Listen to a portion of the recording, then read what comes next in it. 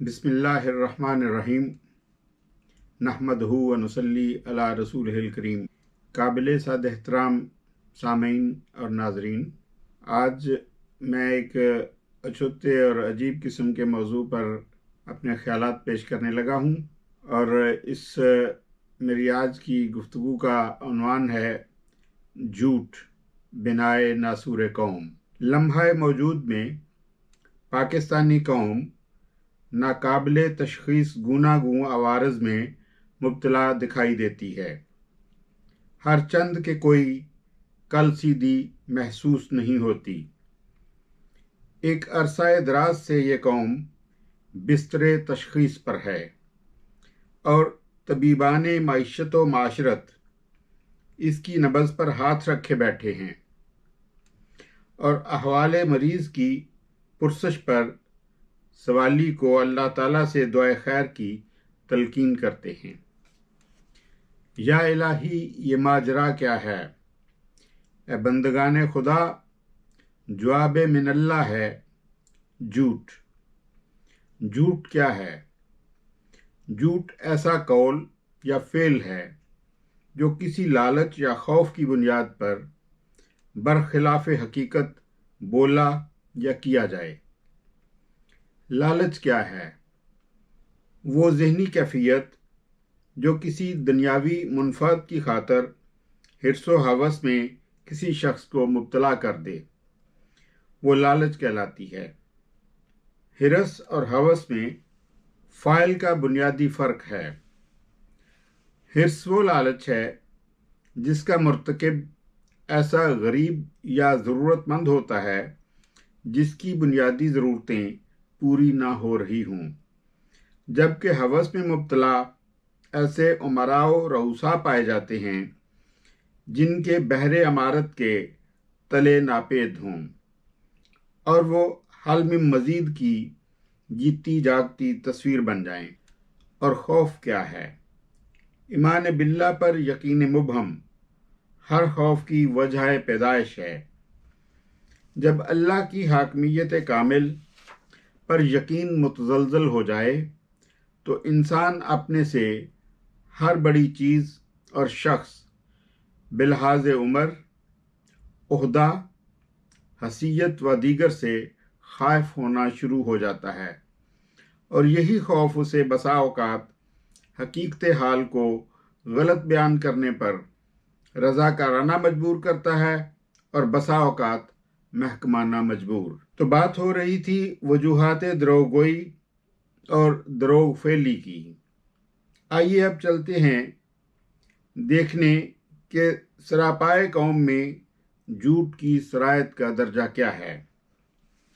तायराना जायज़ा भी लिया जाए तो एक नहायत ही खफीफ सी अक़लियत जिन्हें वली अल्लाह होने के बायस इस्तिस्ना हासिल हो, उन्हें छोड़कर हर फर्द ही झूठ की पोशाक पहने दिखाई देता है।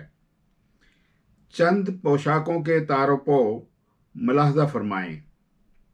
अलसुबह आपका सामना दूध फराहम करने वाले से होता है। अगर आपको महसूस हो कि दूध पतला है और आप शिकवा ज़ुबान पर लाएं तो जवाब मिलेगा कि साहब, गर्मी बहुत ज़्यादा है, भैंसें पानी ज़्यादा पीती हैं। अगर महसूस करें कि दूध में गाढ़ापन ज़्यादा है, शायद पाउडर की मिकदार इजाफी हो गई हो और एतराज़ कर गुज़रें तो जवाब मिलेगा कि हम भैंसों को वंडा यानी फूड सप्लीमेंट डालते हैं, खाली चारे पर तो नहीं पालते। अब बताइए, क्या दोनों बयानात खालिस दूध की तरह सफ़ेद झूठ हैं कि नहीं? भैंसों को मिकदार दूध में इजाफे के टीकों की कहानी जुदागाना मौजू की हैसियत का इस्तेहकाक रखती है। बच्चों को स्कूल छोड़ना वालिदैन के फ़र्ज़ अव्वलीन में से है। इस हवाले से असातिज़ा इकराम के तर्ज़ अमल को ना देखना एक गलती होगी। इस हवाले से अल्लामा इकबाल रहमतुल्लाह अलैह की ये रुबाई चश्म कुशाई को काफ़ी लगती है। تھے وہ بھی دن کے خدمت استاد کے عوض، تھے وہ بھی دن کے خدمت استاد کے عوض، چاہتا تھا دل کہ ہدیہ دل پیش کیجیے، بدلا زمانہ ایسا کہ لڑکا پس از سبق کہتا ہے ماسٹر سے بل پیش کیجیے۔ ان دو شعروں میں استادوں کی جائے تعلیم یعنی درسگاہوں میں اپنے علم و فن کے خزانوں کے منہ نہ کھولنا اور بچوں کو پرائیویٹ ٹیوشن کی جانب راغب اور مجبور کرنے کی کہانی پوشیدہ ہے۔ اور کیا یہ حکمت عملی کسی لالچ کی غماز نہیں ہے، اور یہ دروغ پھیلی نہیں ہے جو کہ دروغ گوئی یعنی جھوٹ ہی کی جڑواں بین ہے۔ ڈاکٹر اور حکیم پیچیدہ نظام ہائے تشخیص کا سہارا لے کر ہم غریبوں کی مصیبت کا اڑاتے ہیں مذاق، یوں کہ ہر کس و ناقص کو سر درد کے مداوا کے لیے بھی سی ٹی سکین اور ایم آر آئی کروانے پر مجبور کرتے ہیں۔ سرکاری ہسپتالوں میں متعین میڈیکل آفیسرز مریضوں کو اپنے پرائیویٹ کلینکس پر رابطے کی تلقین کرتے ہیں۔ یہ پریکٹس مالی منفعت کا لالچ ہے کہ نہیں، اور اپنے فرائض منصبی کی ادائیگی میں بخل ہے کہ نہیں، اور یہی پہلو تہی دروغ پھیلی ہوتی ہے اور یہی جھوٹ ہوتا ہے۔ اپنے معاشرے کے جس بھی فرد اور جس بھی شعبہ روزگار کے رموز و اوقاف کو سمجھنے اور اس میں خرابیوں کی وجوہ کو جاننے کی سعی کریں تو بنیاد لالچ اور خوف اور سکہ رائج الوقت جھوٹ نظر آئے گا۔ اس میں ایک بس ہاکر سے لے کر کمپنی کے مالک تک، لوہار سے لے کر سونار تک، عطائی سے لے کر F R C S doctor تک، سول کورٹ کے وکیل سے لے کر سپریم کورٹ کے بیرسٹر تک، پرائمری اسکول کے ٹیچر سے لے کر یونیورسٹی کے وائس چانسلر تک، پولیس کے سپاہی سے لے کر آئی جی تک، فوج کے جوان سے لے کر سپہ سالار تک، سیاسی ورکر سے لے کر سربراہ جماعت تک، ہر ہی فرد اپنی اپنی حیثیت میں اپنے کلائنٹ کو ورگلانے اور پھانسنے کے لیے جھوٹ بولتا اور جھوٹے شعبدے دکھاتا ہے، اور اپنے سے سینئر کی خوشنودی حاصل کرنے کے لیے جھوٹی کاسالیسی کرتا ہے۔